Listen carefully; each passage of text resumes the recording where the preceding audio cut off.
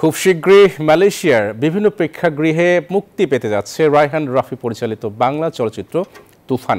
এরই মধ্যে ছবিটি নিয়ে মালয়েশিয়া প্রবাসীদের মধ্যে ব্যাপক আগ্রহ সৃষ্টি হয়েছে।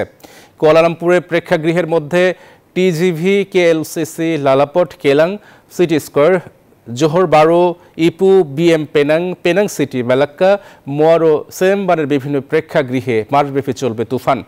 মালয়েশিয়া তুফান মুক্তির খবরে প্রবাসীরা অধীর আগ্রহে অপেক্ষা করছেন বলে জানিয়েছেন আয়োজকরা। এরই মধ্যে দেশের পাশাপাশি প্রবাসে ব্যাপক সাড়া ফেলেছে তুফান। মুভিটিতে অভিনয় করেছেন বাংলাদেশের মেগা স্টার শাকিব খান, জনপ্রিয় অভিনেতা চঞ্চল চৌধুরী, কলকাতার অভিনেত্রী মিমি চক্রবর্তী, আয়নাবাজি খ্যাত মাসুমা রহমান নাভিলা সহ আরও অনেকে।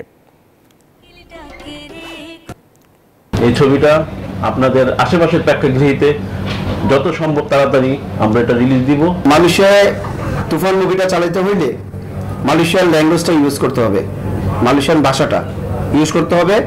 সো ওইটার জন্যই এখন আমাদের 2 তারিখে আমরা আমাদের ছবিটা রিলিজ করতে পারতেছি না।